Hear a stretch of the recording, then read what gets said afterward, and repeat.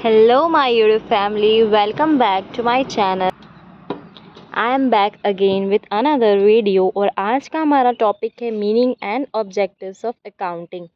मैंने last session में बताया हुआ था इसका फर्स्ट पार्ट और ये सेकेंड पार्ट के अंदर आएगा, जिसमें मैं आज uses of accounting information plus हमारे कुछ लिमिटेशंस होते हैं अकाउंटिंग के, वो समझाऊंगी।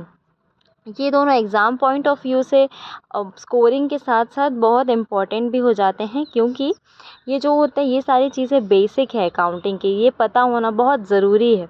अगर इसका नॉलेज नहीं होगा तो हम अकाउंट्स लेकर आगे कुछ कर भी नहीं पाएंगे।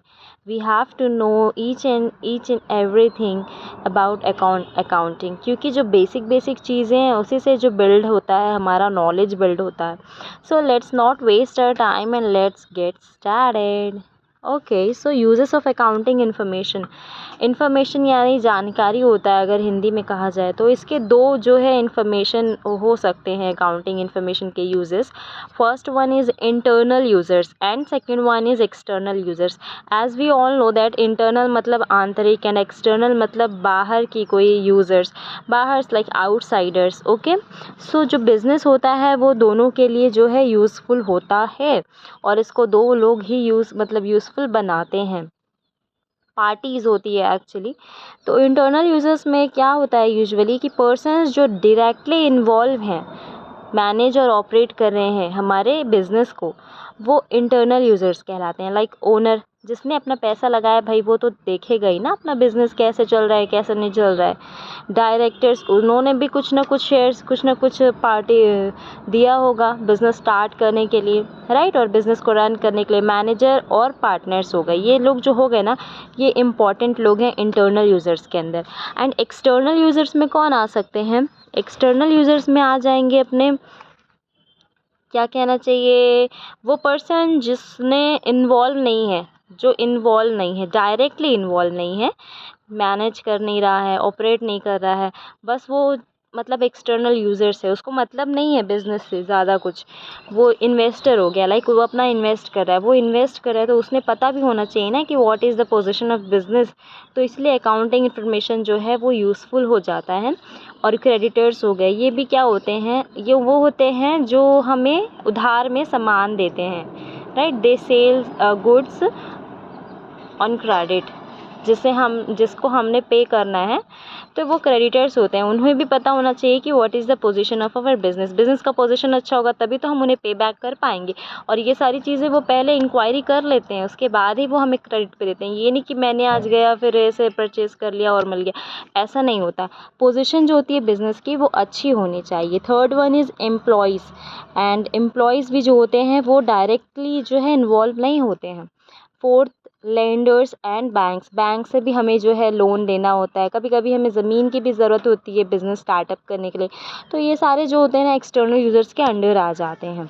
ठीक है, ये लोग क्या देखते हैं, profit and loss account check करते हैं, हमारा बिज़नेस में कैसा है पोजीशन, बिज़नेस का फ़्लो कैसा चल रहा है, स्मूथली चल रहा है और हॉच पॉच चल रहा है। दे notice each and everything through this PL account, balance sheet, cash flow statement, ये सारी चीज़ों से उनको अपना जो है एक हिंट मिल जाता है, हाँ द पोजीशन इज़ गुड और बैड, मतलब क्रेडिट पे दे सकते हैं या नहीं दे सकते हैं, everything. Okay, so let's move on another topic which is limitations of accounting. ये तो मेन लिमिटेशंस मैं आपको बता रही हूँ, और भी इसकी बहुत सारी हैं limitations, but will go through the main limitations. Was first one is omission of qualitative information. एक तो होता है क्वालिटेटिव इन्फॉर्मेशन और दूसरा होता है क्वांटिटेटिव।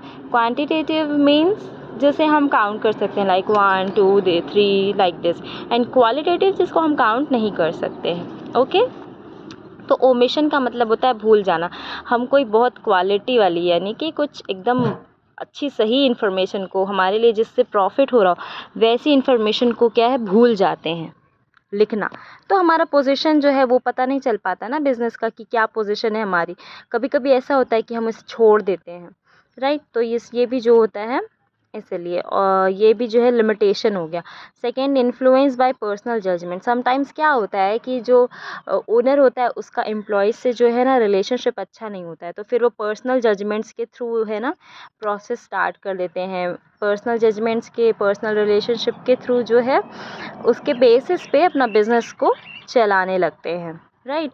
फिर इनकम्प्लीट इन्फॉर्मेशन, कभी कभी ना रिलेशन अच्छा नहीं होता है तो मतलब कम्युनिकेशन स्किल भी अच्छी नहीं होती है, तो फिर जो अपर डिपार्टमेंट होता है वहाँ से अच्छी कम्युनिकेशन ना होने के कारण कंप्लीट इन्फॉर्मेशन मिल नहीं पाता है लोअर डिपार्टमेंट को, तो उसके कारण भी ये सारी चीज़ें पीएल अकाउंट और जितना भी डिटेल शीट्स बनते हैं वो इनकम्प्लीट रह जाते हैं, वो कंप्लीट नहीं बन पाते, जिससे कि हमें लॉस क्या होता है, लिमिटेशन क्या होता है कि ना जो रियल पोजीशन है बिज़नेस का, अच्छा है, बेकार है, प्रॉफिट पे जा रहा है बिज़नेस और लॉस पे जा रहा है बिज़नेस, ये सारी चीज़ें हमें पता ही नहीं चल पाती हैं।